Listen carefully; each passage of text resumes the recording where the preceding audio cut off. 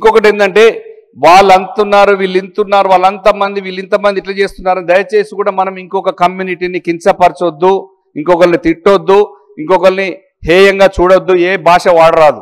నేను మన సోదరులందరూ కూడా రిక్వెస్ట్ చేస్తాను. వాళ్ళు కష్టపడుతున్నారు, వాళ్ళు పైకి వస్తున్నారు. మనం కూడా కష్టపడి పైకి వస్తే ఎవరు ఆపుతారు?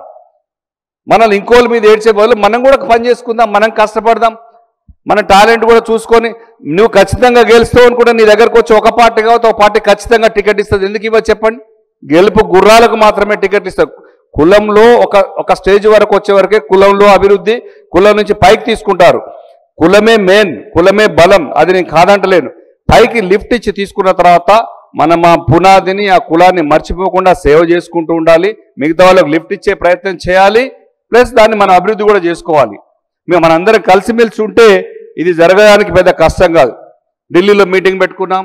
నెక్స్ట్ ఇమీడియట్గా పార్టీలకు అతీతంగా అందరం కలిసి కూడా రాజరాజేశ్వర గార్డెన్లో సెకండ్ మీటింగ్ పెట్టుకొని ఇప్పుడు థర్డ్ కూడా ఇక్కడ సత్యభారతిలో ఇక్కడ కన్వెన్షన్లో చేసుకోవడం జరిగింది. మంగబాబు గారు ఇదంతా చేసి మేమేదో ల్యాండ్ ఇస్తే, కేసీఆర్ గారు ల్యాండ్ ఇస్తే ఎవరో వేసి పిల్లేశారో ఏదో చేశారో, ఏదో ఇబ్బంది పెట్టే ప్రయత్నం చేశారు, కన్స్ట్రక్షన్ చేయొద్దు అని. అది ఏమవుతుందో చేస్తే ఇచ్చింది పోతుందా? జరుగుద్దా?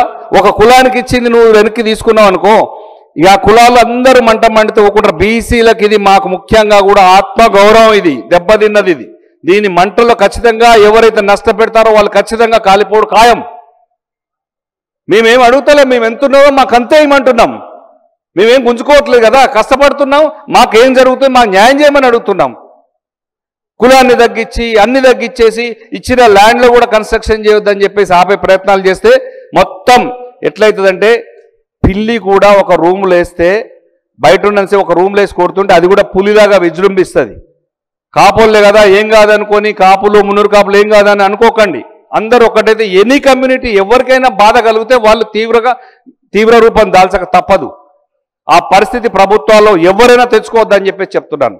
మీరు ఎందుకు తక్కువ చేసి చూపించాలి? ఒక కమ్యూనిటీకి ఇచ్చినటువంటి ల్యాండ్లో కన్స్ట్రక్షన్ చేయొద్దని ఎందుకు చెప్పాలి? ఇవన్నీ తప్పు. మీరే అన్ని పెద్ద వాళ్ళు వేస్ట్ చేసుకోవాలి. కానీ మిడిల్ క్లాస్ వాళ్ళు కానీ బీసీలు కానీ వ్యాపారాలు చేసుకోవద్దు, వ్యవహారాలు నడుపుకోవద్దు, రాజకీయంగా ఎదగొద్దు, ఏమొద్దా? ఇవన్నీ కూడా అంతా అలవాట్లు ఉన్న వాళ్ళు కూడా మానుకోవాలి. ఇవన్నీ ఖచ్చితంగా కూడా అందరినీ బాగా చూసుకోవాలని చెప్పేసి ప్రభుత్వంలో ఉన్న వాళ్ళందరూ కూడా చెప్తున్నాను. నేను ముఖ్యమంత్రి గారు కూడా చెప్తున్నాను నేను ఖచ్చితంగా. ఎందుకంటే బీసీల ఆత్మగౌరవం కోసమే విలువైన స్థలాలు ఇచ్చారు కేసీఆర్ గారు. మీరు ఇస్తలేరా? మీరు ఇచ్చేటి మరి వచ్చేవాళ్ళు తీసేయాలనా? ఇది కరెక్ట్ కాదు కదా. మీరు ఇచ్చేవాడిని, మీ పనులు చేసేవాడిని వేరే వాళ్ళు వచ్చేవాళ్ళు. మరి రేపు కేసీఆర్ గారు అధికారులకు వస్తే మీ అన్ని క్యాన్సిల్ చేయాలా? జీవోలు కాంగ్రెస్ పార్టీ ఇచ్చిన అన్ని క్యాన్సిల్ చేశారా కేసీఆర్ గారు?